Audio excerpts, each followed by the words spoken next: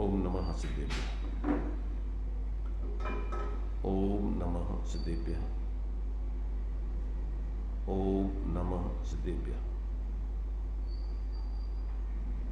मंगलम भगवान वीरो मंगलम गौतमो मुनि मंगलम कुंद कुंदात्यो जैन धर्मोस्तु मंगलम सर्वमंगल मांगल्यम सर्वकल्याणकारकम प्रधानम सर्वधर्माणां जैनम जयतो शासनम जैनम जयतो शासनम देहच्छता जैनी दशा मरते देहाती ते ज्ञानी न चरण बंधन हो अग्नि ते ज्ञानी न चरण बंधन हो अग्नि।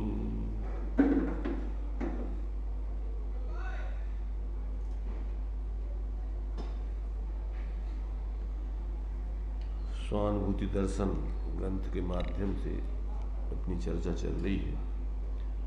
इसमें प्रश्नोत्तर या शंका समाधान के रूप में आत्मकल्याणकारी प्रश्नों का संकलन किया गया है। तो उन प्रश्नों के माध्यम से यहाँ पर आत्मकल्याण की विधि को सीख रहे हैं। अभी तक अपना यहाँ पर 570 नंबर की प्रश्न की चर्चा हो गई थी। इसके बाद 571 नंबर का प्रश्न है, शुद्ध हूँ और अशुद्ध भी हूँ, ऐसे दोनों विरुद्ध भाव एक ही समय में साथ रहते हैं क्या? ये प्रश्न है। क्या प्रश्न है? शुद्ध हूँ और अशुद्ध भी हूँ, ऐसे दोनों विरुद्ध भाव एक ही समय में साथ रहते हैं क्या? ये तो पुस्तकें रखी गई। कौन सी पुस्तकें रखी? पुस्तकें इनको दे दो। कहाँ गई है सबरी पुस्तकें? कौन भाभी आ रही? बनी है बाहर। हाँ, ऊपर रखिए। को रखते नहीं यार, कम हो रही क्या पुस्तकें? हमें ले आए थे? नहीं ले आए थे, यहाँ ऊपर है। क्या पता, हमारी समझ तो नहीं ले आए। चलो हमारी समझ। चलो साथ रहते हैं, एक ही समय में दोनों प्रकार के भावों का विचार करें तो विरोधी लगते हैं, तथापि साथ रहते हैं, एक द्रव्यापेक्षा से और एक पर्यायापेक्षा से। इस प्रकार दोनों भाव साथ रहते हैं। ऐसा आश्चर्यकारी अचिंत्य द्रव्य है। एकता अनेकता, शुद्धता अशुद्धता आदि सर्व भाव एक साथ रहती हैं। पर्याय अपेक्षा से अशुद्धता है, शक्ति अपेक्षा से शुद्धता है। अशुद्धता सर क्या? शक्ति अपेक्षा से? शक्ति अपेक्षा से शुद्धता है। अच्छा। अशुद्धता मूल वस्तु को हानि नहीं पहुंचाती, उसके वेदन में अशुद्धता का वेदन होता है। देखिए यहाँ पर आत्मा के स्वरूप के संबंध में परस्पर विरुद्ध धर्मात्मक आदि जो आत्मा में अनंत ऐसी शक्तियाँ हैं अथवा धर्म हैं अथवा उसके द्रव्य पर्याय का ऐसा परिणमन आदि होता है, उस बात को यहाँ पर स्पष्ट किया जा रहा है। अब यहाँ पर ये कह रहे कि भाई एक आत्मा है, उसमें दो भाव एक साथ क्या परस्पर ऐसे विरुद्ध शुद्ध और अशुद्ध भाव रह सकते हैं क्या? तो देखो इसका जो यहाँ खुलासा किया कि हाँ रह सकते हैं। कैसे रहेंगे? तो इस रूप में रहेंगे। वो किस रूप में रहेंगे कि एक द्रव्य अपेक्षा है और एक पर्याय अपेक्षा है। तो द्रव्य अपेक्षा शुद्धता क्या कहलाती है, पर्याय अपेक्षा शुद्धता क्या कहलाती है? एक द्रव्य दूसरे द्रव्य रूप नहीं होता कभी। क्या एक द्रव्य दूसरे द्रव्य रूप नहीं होता? सदा जो द्रव्य है वो अपने द्रव्य पने को कभी नहीं छोड़ता। जैसे अपन सोने में कुछ भी मिला दो, सोना अपने स्वर्ण पने को नहीं छोड़ेगा। भले ही अवस्था में उसकी जो है संयोग रूप में हो जाए और उसकी पर्याय में स्वर्ण पने का जो पीलापन है, जैसा शुद्ध सोने का दिखता है वैसा पर्याय में उसकी शुद्धता दिखाई नहीं देगी, अंतर आ जाएगा। जब अपन उसको कसौटी पे कसेंगे तो जो जैसा पीलापन शुद्ध सोने का दिखता है वैसा पीलापन उसमें नहीं दिखेगा। क्यों नहीं दिखेगा? क्योंकि संयोग रूप में उसकी दूसरी चीज मिल गई तो अभी प्रकट रूप में उसकी शुद्धता उस जाति की नहीं दिखेगी, परंतु अभी उसकी शक्ति की जो शुद्धता माने जो पीलेपन है वो तिरोभूत हो गई, ढक गई है, उसका नाश नहीं हो गया, अभी उसमें विद्यमान है वो। और जैसे उस संयोग को अभाव करोगे उसकी शुद्धता पर्याय में जो होगी तो प्रकट हो जाएगी। तो ऐसे ही अपने अंदर जो है आत्मा में कर्मों के निमित्त संयोग रूप में नो कर्म शरीर आदि के संयोग में रहने से आत्मा तो आत्मा ही द्रव्य रूप है, वो कोई पुद्गल द्रव्य रूप नहीं हो गई। अब उसकी अवस्था में एक तो विभाव व्यंजन पर्याय हो गई, अभी जो परनिरपेक्ष शुद्ध दशा प्रकट होती है वो भी नहीं है। अभी विभाव व्यंजन पर्याय चार गति की पर्याय चलेगी संसार में। दूसरी और गुणों का भी जो है, जैसे मान लीजिए अपन को ज्ञानादिक की पूर्ण प्रकटता नहीं है और श्रद्धान आदि में विपरीतता हो गई। क्या विपरीतता हो गई कि अपन है तो जीव और अपन अपने श्रद्धान में ऐसा मान रहे हैं कि अपन शरीर है, तो ये मान्यता विपरीत हो गई। पर उसका स्वभाव तो जो कहते हो अभी जीव ही रूप है, वो कोई शरीर रूप नहीं हो गया। अब ये मान्यता जो हो गई है इसकी सम्यक प्रकार की पर्याय की जो श्रद्धा आत्मा की आत्मपनि रूप होने चाहिए, अभी वो क्या हो गई, विपरीत हो गई। वो माने उसमें परिणमन में जो है जैसे पानी की शीतलता अग्नि के निमित्त से उष्णता रूप में परिणत हो जाती, परंतु वो शीतलता भी उसमें शक्ति रूप विद्यमान है। जैसे उसकी उष्णता का अभाव होगा उसकी शीतलता प्रकट हो जाएगी। ऐसे ही अपनी आत्मा में अभी श्रद्धा की समीचीनता शक्ति रूप विद्यमान है। व्यक्ति में मिथ्या का भाव चल रहा है और अभी शक्ति में उसके श्रद्धा की अप्रगटता चल रही, और जैसे ही उसका मिथ्यात्व का भाव होगा और जैसे ही आत्मा में आत्मपने की प्रतीति पैदा होगी तो वो उसकी श्रद्धा प्रकट हो जाएगी, मिथ्यात्व का भाव हो जाएगा, सम्यक प्रकट हो जाएगा। तो ऐसा जो है अपने लिए अभी भावों में इस प्रकार से मिथ्यात्व आदि के भाव चल रहे जैसे, तो अभी आत्मा तो भले ही मिथ्यात्व दशा में अपन शरीर मान रहे, तो शरीर के मान लेने से कोई आत्मा शरीर तो बन नहीं गई, तुम्हारी श्रद्धा विपरीत हो गई। मिथ्या श्रद्धा क्यों कहेंगे कि हो तो तुम जीव और मान रहा है अपने को शरीर अजीब, तो क्या हो गया, ये गलत हो गया, ऐसा है नहीं, इसलिए उसको मिथ्या कह रहे हैं। और जिस समय तुम अपने को जीव रूप ही अनुभव करके और जीव रूप प्रतीति करोगे उस समय तुम्हारी श्रद्धा सम्यक कहलाएगी। क्यों कि तुम जीव हो और तुम अपने को जीव रूप अनुभव करके मान रहे हो। तो ये धर्म माने क्या? धर्म माने वस्तु का स्वरूप जैसा है वैसा जानना, मानना, वैसा जीना, अपना स्वभाव अपने स्वरूप में रह करके शांत निराकुल जीने का है। परंतु अपन निरंतर पर में मूर्छित होकर के और निरंतर अस्थिरता जन राग द्वेष रूप वृत्ति करके जी रहे आकुलता रूप, ये तुम्हारा अपना स्वरूप नहीं है। जैसे ही अपन पर का आकर्षण छोड़ देंगे, पर में अपनापन आदि छोड़ देंगे और अपने स्वरूप को ही अपना स्वरूप जानेंगे, मानेंगे और उसी में स्थिरता करेंगे, तो ये सब पर का आकर्षण वाला, पर का झुकाव, पर की विपरीत मान्यता, मिथ्या जानना, ये सब समाप्त हो जाएगा। अपन अपने को अपने रूप जानेंगे, अपने रूप मानेंगे और अपने में ही शांत रहेंगे। क्योंकि जैसे पानी का स्वभाव स्थिर रहना है, चंचल होना नहीं, पर का अवलंबन करता है तो चंचल होता है, पर का अवलंबन करता है तो उष्ण होता है। और जैसे ही परावलंबन छोड़ो, चंचलता खत्म और उष्णता खत्म, और मिट्टी आदि के संयोग से उसकी मलिनता हो जाती है। तो मलिनता आदि संयोग माने संयोग से हट जाओगे तो मलिनता भी खत्म। तो ये आत्मा का मूल स्वरूप कभी नष्ट नहीं होता है। भले ही वो पर्याय में इस प्रकार से क्षणिक विकृति कर ले, उस विकृति से पर्याय में क्षणिक दुख भोगता रहता है, और जैसे ही उसकी विकृति त्याग करता है उसी क्षण उसकी विकृति का अभाव होके अपनी आत्मा का जैसा वास्तविक स्वरूप है, शांत निराकुल सहज ज्ञाता दृष्टा, वो सब उसका सहज परिणमन चालू हो जाता है। वही धर्म है और कुछ धर्म नहीं है। मंदिर में अपन उस धर्म को समझने जाते हैं, ना कि कोई मंदिर में धर्म रखा है। मूर्ति है वो तो अपन ने भगवान के आदर्श के रूप में, अब भगवान नहीं है इसलिए अपन ने आदर्श के रूप में उनके स्वरूप को समझने बनाई है, और अपन को मूर्ति से कुछ मिलता जुलता नहीं है। तो ये अपन उनके स्वरूप को समझने के लिए माध्यम है, और भगवान जिनेंद्र की वाणी अपन वस्तु स्वरूप समझने के लिए पढ़ते हैं। रूढ़ी निभाने के लिए मात्र सुन लो सुना दो, इसका नाम कोई स्वाध्याय नहीं।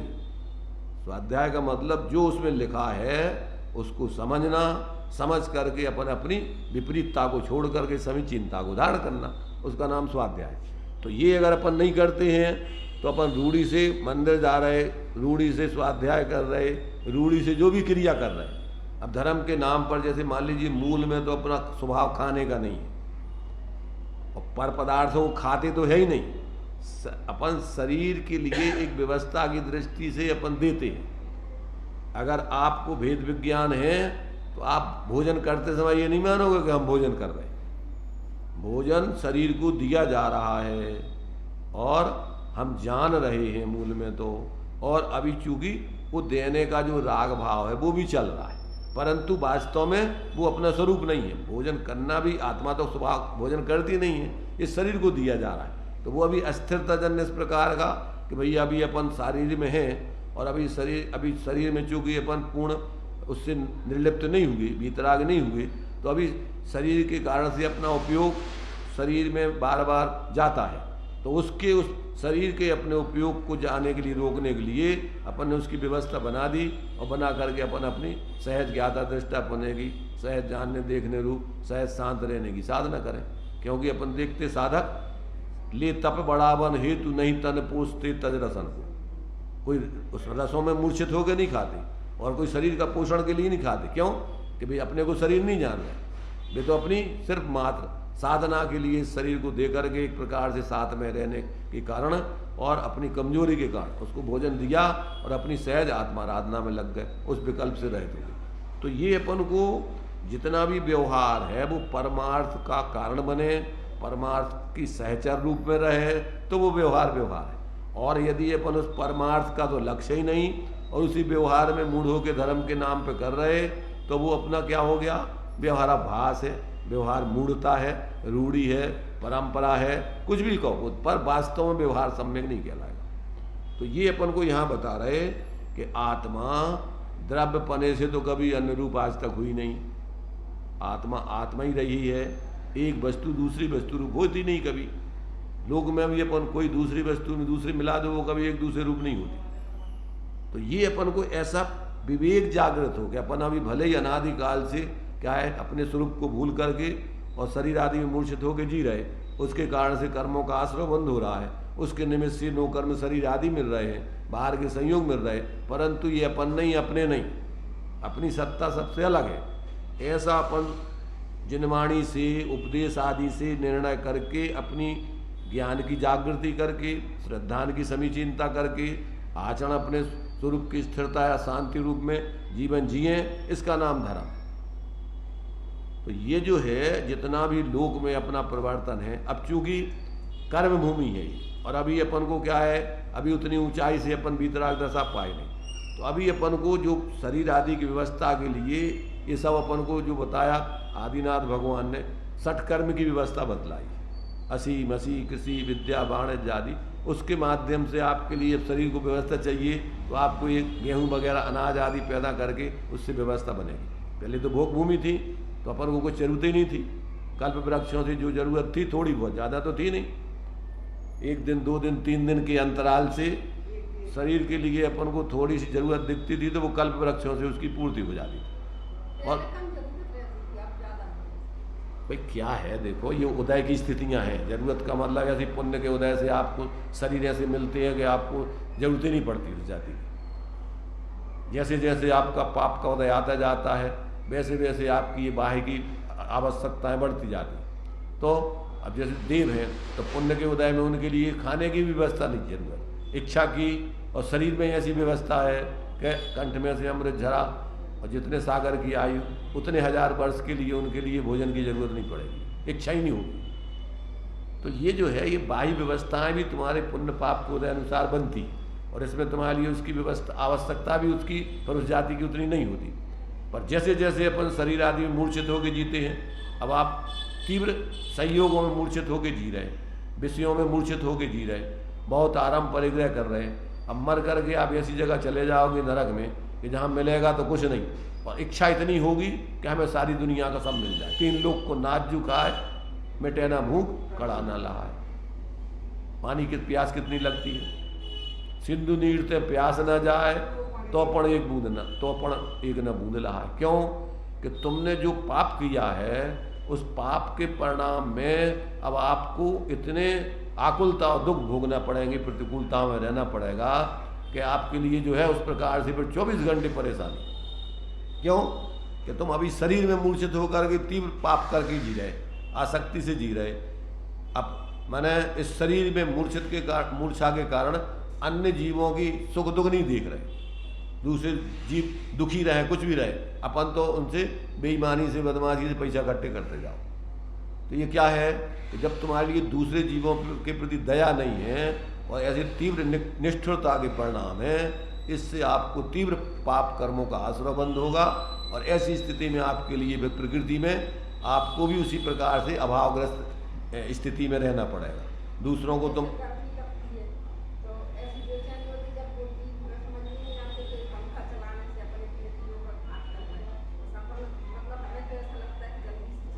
हाँ, तो हम ये बता रहे हैं कि अभी अपन को शरीर में अति मूर्छा है, और ऐसे ही शरीर भी मिला हुआ है कमजोर, जो अपन ने पूर्व में जो कर्म किए, इसी जाति के कर्म किए कि अपन को इस प्रकार का संयोग मिला है।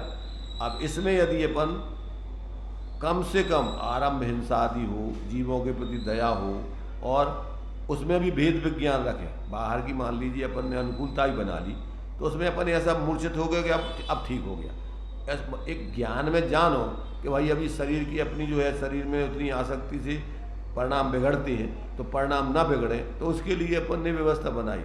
पर वास्तव में अपन शरीर नहीं है, और शरीर तो छूट नहीं है, अभी छूटा हुआ है परमार्थ से, पर व्यवहार में भी छूट नहीं है। तो अभी अगर अपन उसमें एकत्र बुद्धिपूर्वक तीव्र मूर्छित होकर जिएंगे, तो जब पूरा शरीर छूटेगा, सारी विपरीत परिस्थिति आएगी, तो उस समय परिणाम कैसे अपन भेद विज्ञान करके सामान्य रख पाएंगे। इसलिए अपन को बाहर में थोड़ा प्रतिकूलताओं में सहज रहने का अभ्यास। अब चूंकि कमजोरी हो तो व्यवस्था बनाते हुए भी उसमें मूर्छित नहीं हो, उसमें रस नहीं ले, उसमें भेद विज्ञान करके अपनी मजबूरी समझ करके और फिर उसमें भी सहज रहें। तो ये जो है अपन को जैसे जैसे अपन ज्ञान बढ़ाते जाएंगे, मोह क्षीण करते जाएंगे, वैसे वैसे आत्मबल बढ़ता जाएगा, बंधे हुए पूर्व कर्म भी निरजित आदि होते जाएंगे, परिवर्तित होते जाएंगे, और अपने स्वरूप का धीरे धीरे आत्मबल बढ़ जाएगा। अपन को बाहर की जरूरत ही नहीं पड़ेगी, जरूरत है भी नहीं, और क्योंकि मोह से अपन को महसूस होता है ऐसा। परमार्थ से तो अपनी आत्मा के लिए एक द्रव्य के लिए दूसरे द्रव्य से कुछ आते जाता नहीं। तो ये अपन को मोह का भाव है, तो इस मोह के भाव को ही ज्ञान अभ्यास से, तत्व अभ्यास से इसको क्षीण करना पड़ता है। तो जब तक आपको इस प्रकार से भैया अपन जानने वाले हैं, ये अपन को जो शरीर में मूर्छित होकर के राग हो रहा है, द्वेष हो रहा है, और एकत्व बुद्धि हो रही है, तो मिथ्यात्व का सेवन कर रहे हैं, अपन अपने को शरीर ही मान रहे। तो पहले तो अपन अपने को बुद्धिपूर्वक अपन जीव हैं, जानने वाले हैं, अपन शरीर नहीं है। और अभी तो ये शरीर लगा हुआ है, चूँकि पूर्व में अपन ने ऐसे एकत्व बुद्धिपूर्वक की जिए हैं, और उसके बाद ऐसे अपन को ये शरीर मिला, और फिर इसमें मूर्छित होंगे, फिर कर्मों का तीव्र आसर बंद होगा, फिर अपन वही चतुर्गति में ऐसे ही फिर भोगते रहना पड़ेगा। अभी दोपहर में जो समाधि तंत्र चल रहा है उसमें यही निकल रहा है, संसार मिलने का हेतु क्या, मोक्ष मिलने का हेतु क्या। तो उसमें आचार्य देव ने सूत्र दिया कि शरीर में एकत्व बुद्धि करके जो जीते हैं वो नए नए शरीरों को प्राप्त करने का कारण है, और जो आत्मभावना पूर्वक अपने स्वरूप में एकत्व बुद्धि करके जीते हैं उनको वे मोक्ष प्राप्ति के लिए कारण हैं। इसी के लिए वो बताया है आत्मभूत और अनात्म। आत्मभूत और अनात्म क्या ये आप जो समाधि तंत्र में जो निकाला उसमें आत्मभूत और अनात्म आत्म पदार्थ में अनात्मभूत पदार्थों में आत्मबुद्धि हो। हाँ अनात्मभूत में आपने कहा था अज्ञान मिथ्या। हाँ, तो वो जो आत्मा नहीं है अपन उन आत्मा से भिन्न पदार्थों में आत्मा की बुद्धि करें उसका नाम है क्या है, अनात्मभूत पदार्थ, अनात्म बुद्धि। और अपनी आत्मा में ही आत्मापना का अनुभव करें जाने उसी की भावना माए वो आत्मबुद्धि। तो आत्म जो अनात्म बुद्धि वाले जीव हैं वे अनात्म दशा को प्राप्त करके चतुर्गति में घूमते हैं, और जो आत्मबुद्धि वाले जीव है वो आत्मा को उपलब्ध करके ज्ञानमय आत्मा बन जाते हैं। जो अपन पढ़ते समय सार जो जानता है शुद्ध को वह शुद्धता को प्राप्त हो, जो जानता मैं अविशुद्ध हूँ अविशुद्धता को, तो अपने को शरीर आदि रूप माने, रागी द्वेषी माने, सुखी दुखी माने, तो वो संसार में भटकता रहेगा। और जो अपने को ज्ञान स्वरूप जाने, अपने निरंतर सहज ज्ञाता दृष्टा अमूर्तिक स्वरूप की आराधना करे, वो अमूर्तिक दशा को प्राप्त होकर के सिद्ध हो जाता है। ये तो तुम्हारी भावना के ऊपर है, जैसी तुम्हारी भावना वैसा फल। तुम्हारी भावना अगर चतुर्गति की माने बाहर के संयोगों में रहने की है, रात दिन वही सोच रहे कि ये हो जाए तो वही होता रहेगा, चतुर्गति में घूमते रहोगे, मिलते रहेंगे। और तुम सोचोगे भैया अपना कुछ नहीं, अपन तो जीव है, ज्ञान आनंद स्वरूप है, अपन को कुछ नहीं चाहिए, भाई अपन को मिलता ही नहीं है, मिथ्या कल्पना है अपनी। तो ऐसी अपन जब ऐसी भावना करोगे तो मिथ्यात्व का नाश होगा, और अगर संयोगों में सही एकत्व बुद्धि करते रहोगे तो मिथ्यात्व का पोषण करके चतुर्गति में घूमते रहोगे। तो अपने ऊपर है, अपन लोक में भी जो अपन चाह रहे उसी के हिसाब से तो अपन को ये सारे संयोग मिलते हैं। अपन नहीं चाहे तो कौन तुम्हें दिलाए, तुम्हारी भावना, अतृप्त भावना ही तुम्हें संसार का कारण है। और स्वरूप की पूर्णता का लक्ष्य करके वो अपने स्वरूप की पूर्णता की भावना ही आपको संसार के अभाव का कारण है। तो ये प्रैक्टिकली जीवन जो धार्मिक व्यक्ति होता है वो स्वप्न में भी सम्यक दृष्टि को निकांक्षितपना है। क्या है निकांक्षितपना? आत्मा के अलावा वो कुछ नहीं चाहता, अगर चाहता है तो वो सम्यक दृष्टि नहीं है, उसको एकमात्र अपने स्वरूप के अलावा, तो वो इसलिए उसके निसंकित, अपने स्वरूप के बारे में उसको कोई शंका नहीं, तत्वों के बारे में कोई शंका नहीं, देवसात गुरु के बारे में कोई शंका नहीं, और अपने स्वरूप को छोड़ के बाकी कोई कांक्षा नहीं, और किसी के प्रति उसको कोई घृणा नहीं, क्योंकि वस्तु स्वरूप में घृणा का क्या काम है? सब द्रव अपने अपने में परिणमन कर रहे हैं, अच्छे बुरे क्या होते, घृणा काय से होती? मिथ्या कल्पना से। भाई शरीर में जो पुद्गल का परिणमन हो रहा है वो उसकी दशा है, तो वो अच्छी के बुरी कल्पना है अपनी, क्या अच्छी बुरी होती? अपन मान लीजिए कि जो भोजन किया सुंदर, जो सुंदर था वही भोजन पेट में जाकर के दूसरे रूप में परिणमित हो गया, तो वो क्या असुंदर हो गया? वो पुद्गल का परिणमन है, तो उसमें अच्छा बुरा तो ये अपनी मिथ्या कल्पना है। वस्तु स्वरूप जानो तो उसमें पुद्गल की अवस्था है, बस ठीक है, ज्ञान हो गया उसका। तो ये जब तक अपन को, इसलिए सम्यक दृष्टि, निसंकित, निकांक्ष, निर्विषय के सामूर्त दृष्टि, उसको कोई मूर्ता नहीं होती।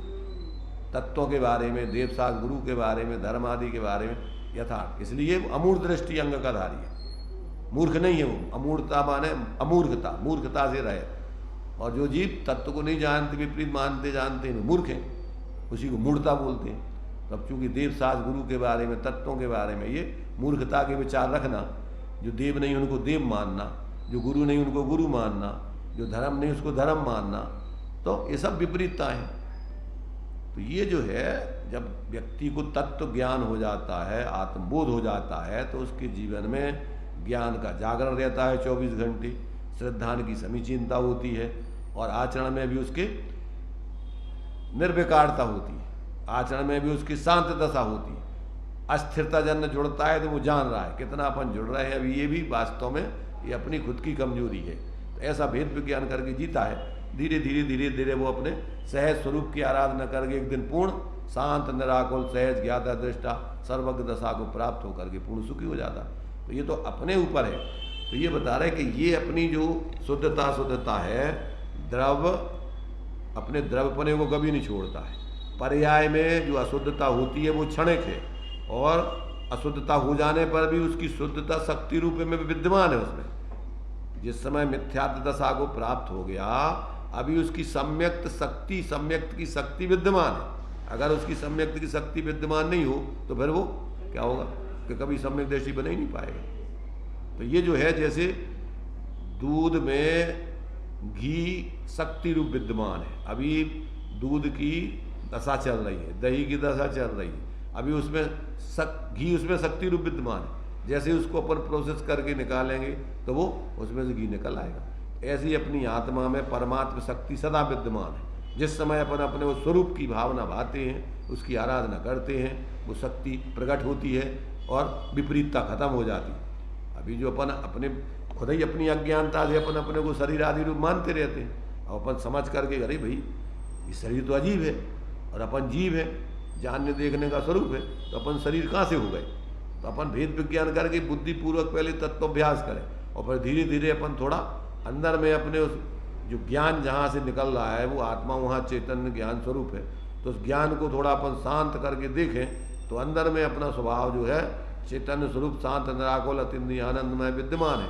तो वो अंदर में उसको संवेदन चालू होता है, और संवेदन चालू होता है तो फिर उसकी जो मिथ्या प्रतीति है वो खत्म हो जाती है, और जो विपरीत ज्ञान की वृत्ति चल रही है वो खत्म हो जाती है। अपने को फिर निरंतर के वास्तव में अपन तो यही है, जानने वाले अपन ये नहीं है, ऐसा उसका जो है विपर्यास आदि दूर होता है, और फिर उसके जीवन में ये समीचीनता की धारा चालू होती है, और धीरे धीरे बढ़ते बढ़ते एक दिन उस समीचीनता मय हो जाता है।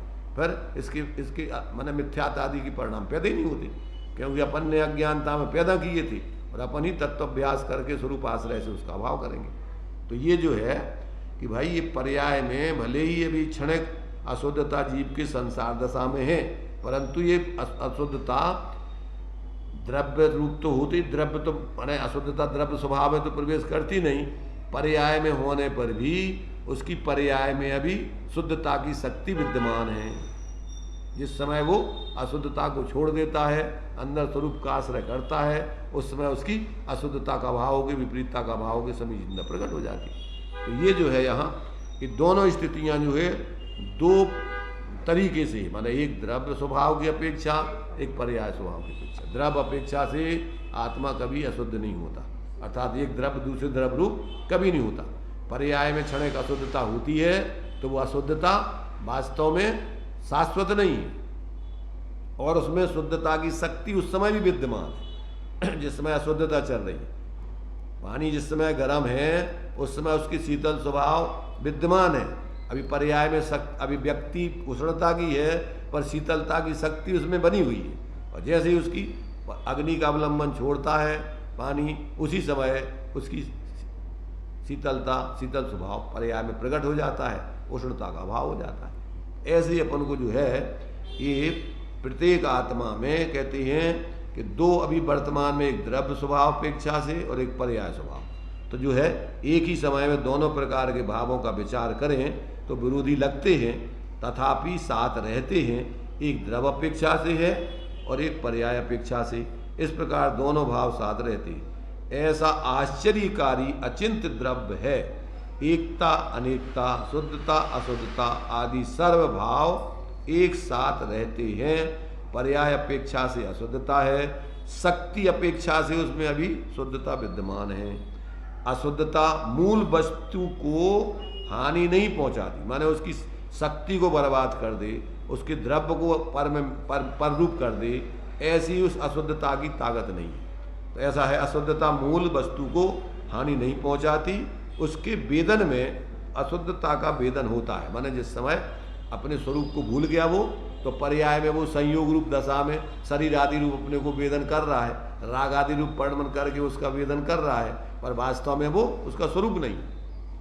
ऐसा जो है ये दोनों चीज़ें जो है आत्मा में एक साथ रहती हैं, रह सकती हैं, इसमें कोई विरोध नहीं समझना चाहिए। क्या समझ में आया किस तरीके से शुद्धता शुद्धता है? एक द्रव अपेक्षा, एक पर्याय अपेक्षा। एक द्रव अपेक्षा से आत्मा में शक्ति विद्यमान है और पर्याय में अभी क्या है, उस शक्ति की व्यक्ति नहीं है, इसलिए वो शुद्धता शक्ति रूप में उसमें अभी विद्यमान है। जैसे ही उसकी पर्याय में अशुद्धता की व्यक्ति अशुद्धता प्रकट करता है, अशुद्धता का अभाव हो के शुद्धता प्रकट हो जाती है।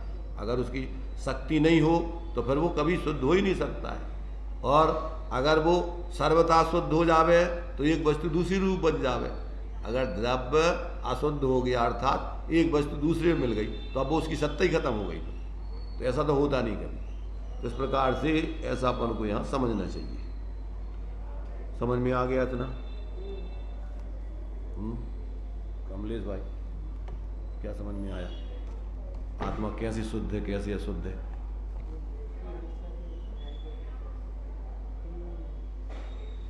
तो अब अपन को अपने ऊपर लगाना ही, अपन ही ऐसी स्थिति अपन अभी संसार दशा में अपनी चल रही है। अभी अपन जैसे मान लीजिए कर्म शरीर आदि के साथ हैं, तो अभी अपनी पर्याय में जैसे विभाव व्यंजन पर्याय चल रही है। अभी जो शरीर है उस शरीर के आकार रूप आत्मा के प्रदेश हो रहे हैं, पर वास्तव में जब ये सब शरीर आदि का संयोग का भाव के जीव स्वाश्रय करता है तो पर निरपेक्ष ऐसी शुद्ध सिद्ध दशा प्रकट हो जाती है। उसमें कोई पर का अवलंबन नहीं होता है, वो अपनी आत्मा के आश्रय से ही पूर्ण शुद्ध दशा आती है। ऐसे गुणों का परिणमन अभी अपन पर में मूर्छित होकर जी रहे तो मिथ्यात्व की विपरीत मान्यता चल रही है अपनी। मिथ्यात्व कैसे कहते हैं? विपरीत अभिप्राय मान्यता। क्या मान्यता? कि तुम हो जीव, देह जीव को एक गिने बहिरातम तत्व मुदा है। तो इतनी बात अपन को नहीं समझ में आती कि अपन देह है कि आत्मा है। थोड़ी बुद्धि लगाएं अगर कि भैया देह तो अपन देखते तय मिली है, माता पिता रज बीरज मिलकर बनी देह तेरी, कि आत्मा बनी। माता पिता ने आत्मा को पैदा किया है कि देह की संरचना में निमित्त बने, वे भी निमित्त बने। देह भी अपनी योग्यता अनुसार कर्म नाम कर्म के उदय से आयु कर्म आदि के निमित्त से वो सब संयोग रहता है, उसकी रचना आदि होती है, तो वो सब पुद्गल परमाणु है। तो अब वो दूसरे व्यक्ति वो जीव वो कहाँ से देगा तुम्हें? दूसरे जीव के लिए उसका शरीर भी उसका नहीं है, तो वो दूसरे तुम्हारे लिए आत्मा कहाँ से दे देगा? इसलिए अपन थोड़ा विचार करें तो अपन को ये मूलता के विचार, बच्चों में एकत्व ममत्वपना कि जी हमने पैदा किए, प्राणों में ठसे रहते। मम्मी एकदम ऐसे लगता है कि हाँ मम्मी हमारा बेटा, लगता कि नहीं लगता? अंदर में ऐसी विपरीत मान्यतापन जमा लेते हैं, बार बार अभ्यास। कोई भी चीज को बार बार कहने पर असत्य सत्य जैसी लगने लगती। ऐसा कहावत है कि 100 बार असत्य को बोलो तो सत्य जैसी लगने लगती, कई बार उसको बोलो तो वो सत्य जैसी लगने लगती। ऐसे ये तो अपन अनादिकाल के कुसंस्कार है, बार बार अपन विपरीतता के परिणाम करते रहते तो अपन को ऐसे लगता है जैसे अपन वही बन गए सब 24 घंटे। और नहीं अपन बदलते रहते तो उनमें मूर्छित नव तरीके से बदल लेते। और जो पुराने हैं उनकी भी याद नहीं जाती कि जी हमारे हथे त्रिकालवर्ती संयोगों में मूर्छित बने रहते, धारणा में मिथ्या बना रहते कि देखो जी हमारे पहले जो मकान हमारे पहले हैं, तो देखो जी जगह थे हम गाँव में रहते पहले, अब अभी उसमें मूर्छा है तुम्हारी अपनेपन की। ये नहीं है कि भैया तुम अलग स्वतंत्र द्रव्य हो, वो अलग द्रव्य है, तुम्हारी सत्ता अलग है, उसकी अलग है, कौन किसका है। तो ये जब तक अपन तात्विक दृष्टि से विचार नहीं करते तो 24 घंटे अपनी धारणा में और उपयोग में, रात दिन विपरीत जो धारणा भरी है उसी के विचार जुगाली। जैसे गाय वगैरह जल्दी जल्दी खा लेती और फिर उसी को निकाल के जुगाली। ऐसी मिथ्या दशा में अपन ने धारणा विपरीत बना रखी और बेई सोचते रहते, उसी की याद करते रहते। हमें ऐसे हते, हमने ऐसा करो तो हमें ऐसा कर देंगे, फलाना अब आगे ऐसा करना है। मिथ्या कल्पना है पूरी। क्या कर दोगे तुम? भाई तुम्हारा क्या है परद्रव्य में, तुम क्या कर दोगे? अगर उदय उस जाति का नहीं हो तो तुम अपने हाथ तो हिला नहीं पाओगे, क्या कर लोगे तुम बताओ? अभी लगवा लग जाए तो बैठे बैठे तुम ऐसे टकर मगर देखते रहोगे, हाथ पाँव भी नहीं चला पाओगे। क्या ताकत है तुम्हारी परद्रव्यों को क्या करने की? तो ये सब उदय जब ऐसे चलता है तो उसमें दम्भ करता रहता है, और जब पाप का उदय आता है तो फिर रोने लगता है। इसलिए पहले से ही अगर ये भेद विज्ञान रहे तो इस पुण्य पाप की परिस्थिति में विचलित नहीं हो, उस समय भी वो ज्ञाता रहे, सहज रहे, और अभी भी वो दम्भ नहीं करके, दीनता नहीं करके सहज रहे, ज्ञाता रहे।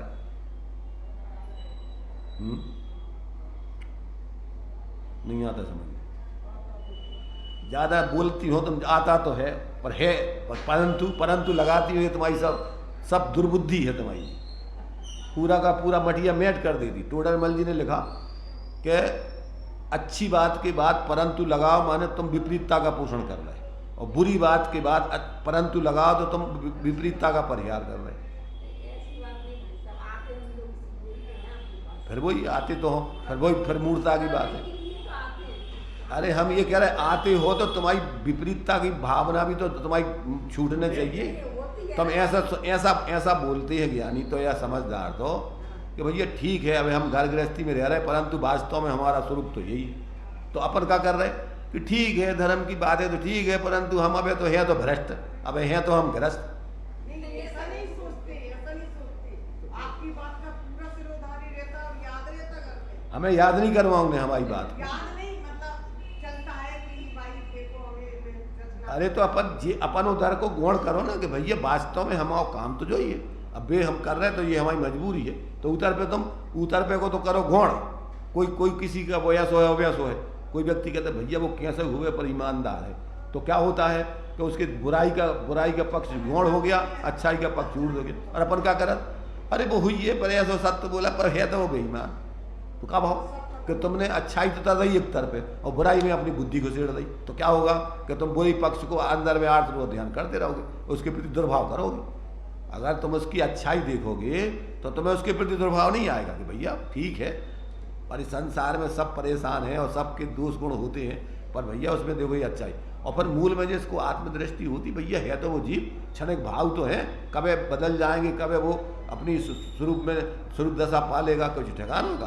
तो अपन में काय गिलाने एकदम उसमें क्षणिक भावों में मूर्छित होकर अपने स्वरूप की गौणता करके उसको तिरुभूत करते रहते या उसको निषेध करते रहते।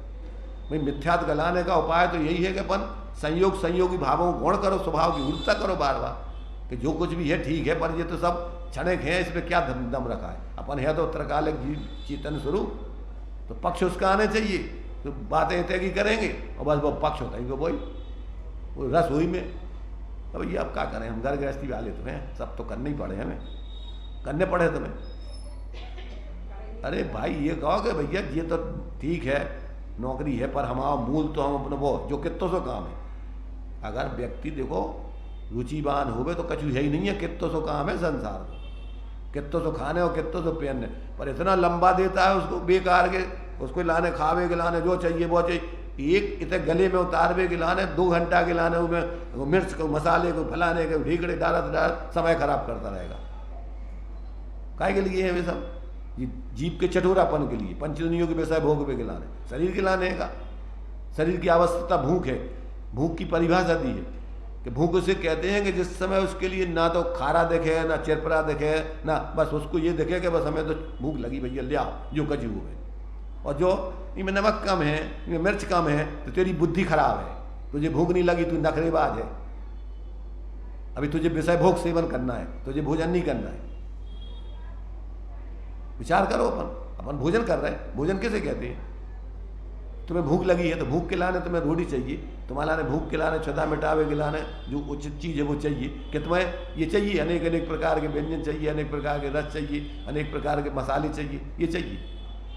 भाई अगर शरीर की औषधि के रूप में ले रहे एक अलग चीज़ है, पर आसक्ति के रूप में ले रहा है, रसपूर्वक ले रहा है, तो ये क्या है सर? भोजन कर रहे हैं कि तुम पंचइंद्रियों के विषय का सेवन कर रहे हैं? विचार करो। अपन जो है खाते समय शरीर को जो आवश्यक है वो दे दो, कोई परेशानी नहीं, पर अपन को तो 5 इंद्रियों के विषयों का सेवन चाहिए उस प्रकार का। आंखों को अच्छा दिखने चाहिए, जी जवान के लिए बहुत अच्छा जैसा रुचि है, अपनी आदत पाड़ ली व्यसन वैसा चाहिए, बिना मीठा के, बिना चिरपरे के, बिना फलाने के, ये तो हमारा, इसके बिना तो हमारा पेट ही नहीं भरा।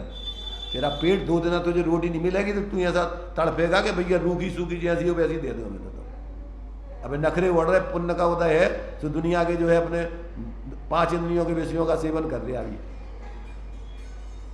2-4 दिन के लिए जो है अगर रोटी ना दी जाए और कुछ नहीं दिया जाए तो जो कुछ मिले दे दो भैया तुम तो हमें।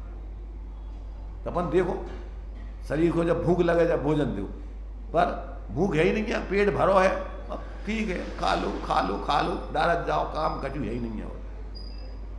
तो ये सब की सब क्या है, अपन को खोटी आदतें हैं, व्यसन बना लिया अपन ने। जीवन में जो है 5 इंद्रियों के विषयों को सेवन करने के लिए अपन जी रहे हैं, ना कि कोई अपन धर्म साधना के लिए। तो ऐसे व्यक्ति का कल्याण नहीं होता है। छोटी छोटी सी आदतों में खोटी आदतें व्यसन बना ली, जो शरीर को जरूरत नहीं है। तम्बाकू है, बीड़ी है, सिगरेट है, क्या है ये सब? शरीर को, आत्मा को किसको चाहिए? चाय है, चाय क्या है? अंग्रेजों के पहले कोई चाय जानता था क्या? पर अब चाय चाहिए, चाय नहीं मिले तो अब आज तो भैया हमारा दिमाग खराब होगा। तेरे सिर में जो है 2 डंडे दिए जाएं और फिर समझ में आ जाएगा, भूख मारे जाएगा, सिर दुख रहा। मैंने पागलपन की वृत्तियां, मैंने व्यक्ति ने अपनी खोटी आदतें डाल ली हैं और फिर नखरे करता रहता है। और फिर क्या है, अब इतना पुण्य को उदय है तो नखरों की पूर्ति हो जाती है, तो सोचता है कि अपन तो ठीक व्यवस्था बन जाती है।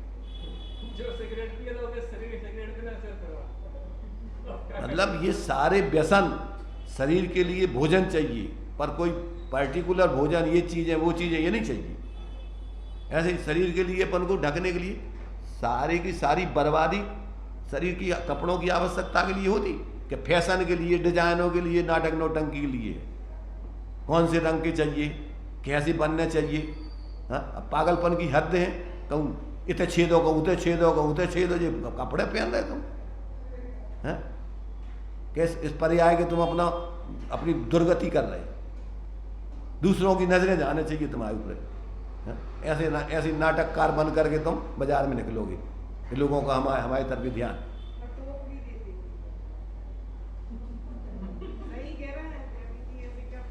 टोक देते थे, मूर्ख टोक देते कि समझदार?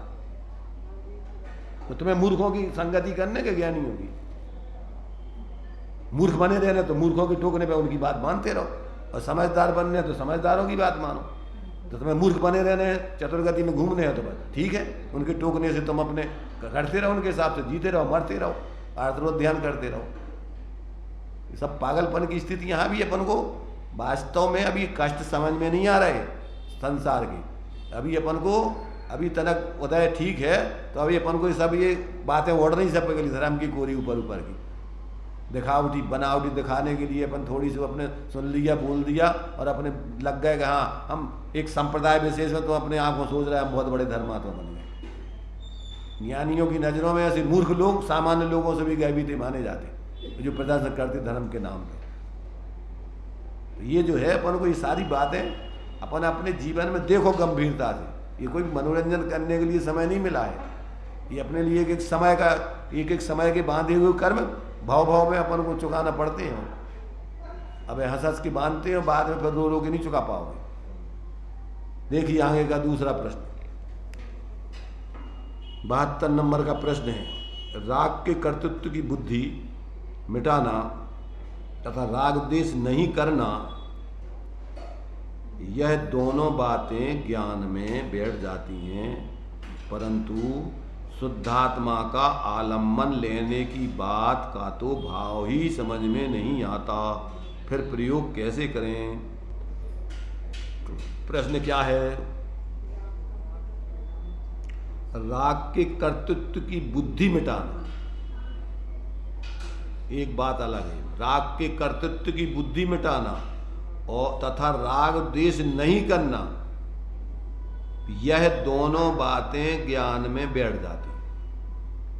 कैसी बैठ जाती हैं? राग के कर्तृत्व की बुद्धि मिटाना तथा राग द्वेष नहीं करना, यह दोनों बातें ज्ञान में बैठ जाती। कैसे बैठ जाती हैं दोनों? क्या अर्थ हुआ दोनों का? राग का कर्तृत्व क्या कहलाता है और राग मिटाना क्या कहलाता है? अरे हम वही तो कह रहे हैं, शब्दों में नहीं बुलवा रहे हम तो, तुम्हें वो भाव भाषण करावे के लाने चर्चा कर रहे हैं कि राग का कर्तृत्व मिटाना का क्या अर्थ होता है और राग द्वेष नहीं करना का क्या अर्थ होता है? राग का कर्तृत्व माने मिथ्या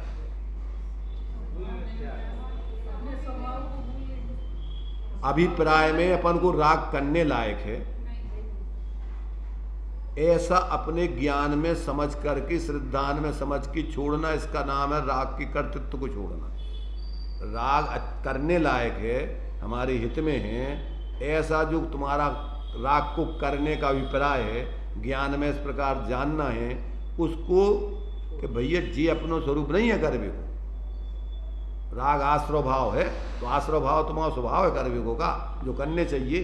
तो पहले तो ज्ञान श्रद्धान में आश्रव भाव करने लायक नहीं है, तो ये तो उसके कर्तृत्व की बुद्धि छोड़ना है, उसको हे जानो, करने लायक नहीं है ये समझो। और फिर जीवन में पर्याय में से राग द्वेष का अभाव करो, वो आगे का क्रम है, गुण स्थान प्रमाण होगा। माने भाव तो पहले रखो कि राग द्वेष अपने लिए वास्तव में हे हैं और अपनी पर्याय में से पूरे दूर कर दे भी लाएंगे, परंतु होंगे कब कि जब तुम गुण स्थान प्रमाण जितने जितने स्वरूप का आश्रय करते जाओगे, जब चौथे गुण स्थान में जाओगे तो अनंतान मंदी राग द्वेष छूटेंगे, पंचम गुण स्थान में वीतरागता बढ़ाओगे तो अप्रतिख्याजन राग द्वेष छूट जाएंगे, जब आगे मुनिव्रत की साधना करते हुए स्वरूप आश्रय विशेष करोगे तो फिर प्रत्यक्षांजन राग द्वेष छूट जाएंगे, और जब यथाख्याचारित पर चढ़ के वीतराग हो जाओगे तो फिर संजनन कसायजन राग द्वेष का अभाव होगा। तो ये इनका अभाव, राग द्वेष का अभाव करना अलग चीज है और इनका कर्तृत्व छोड़ना अलग चीज है। तो राग द्वेष छूटेंगे गुण स्थान प्रमाण, पर राग द्वेष का कर्तृत्व तो पहले बुद्धिपूर्वक मिथ्या दशा में छोड़ना है। समझ में आ रहा कि नहीं? ये अपन को करने लायक हैं, ऐसा अपने ज्ञान श्रद्धान में पहले छोड़ने लायक है कि भैया यही तो संसार को कारण है, ये अपनों कर भी लायक है का? ये सब वास्तव में अपन अपना स्वरूप नहीं है। तो पहले तो उससे भेद विज्ञान करो, उसके करने का अभिप्राय छोड़ो, ज्ञान में उसकी हित बुद्धि छोड़ो कि राग आग है, ऐसा ज्ञान श्रद्धान में पहले उसको समझ के उसका त्याग करो और फिर आचरण में स्वरूप का आश्रय करके क्रम से उनका अभाव करो। राग द्वेष का अभाव करना तो वो अपने स्वरूप साधना के बल से होगा। तो ये दो बातें इसमें हुई हैं कि राग के कर्तृत्व की बुद्धि मिटाना तथा राग द्वेष नहीं करना, यह दोनों बातें ज्ञान में बैठ जाती हैं। माने जो तत्वाभ्यास करते तो ये बात तो कहीं हमारी समझ में आ गई, परंतु शुद्धात्मा का आलम्बन लेने की बात तो भाव में समझ में नहीं आती, फिर प्रयोग कैसे करें? अब आत्मा का अनुभव कैसे करें, अब वो समझ में नहीं आता। अब वो जब आत्मा का अनुभव करने की विधि समझ में नहीं आती तो फिर हम प्रयोग कैसे करें? समझ में आ गया? ये तीन बातें हो गई, राग द्वेष माने राग द्वेष का कर्तृत्व छोड़ना, राग द्वेष का अभाव करना, और फिर शुद्ध आत्मा के अनुभव, आत्मा का अवलंबन करने की विधि समझना, और फिर आत्मा का अवलंबन प्रयोग करके अवलंबन करना। तो अभी जब आत्मा का अनुभव करने की विधि नहीं समझोगे तो अनुभव प्रयोग कैसे करोगे? तो ये चार बातों का इसमें, इस एक प्रश्न में चार बातें हैं। अब उसका जो समाधान किया है अब उसको अपन पढ़े कि नहीं पढ़ेंगे?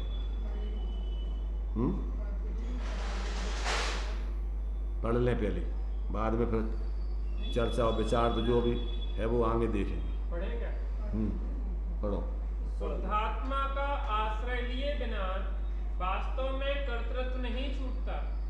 जो अकर्ता का शुद्धात्मा का आश्रय ले वह अकर्ता रूप से, ज्ञायक रूप से परिणमता है और तब उसे वास्तविक अकर्तापना आता है। दो प्रकार का अकर्तापना हो गया, एक तो वास्तविक और एक अपने लिए पहले सविकल्प दशा में बुद्धिपूर्वक निर्णय के तल पे, एक निर्णय के तल पे और एक परिणमन के तल पे। तो अभी पहले निर्णय के तल पे पहले छूटेगा और फिर जब अपने ज्ञायक स्वरूप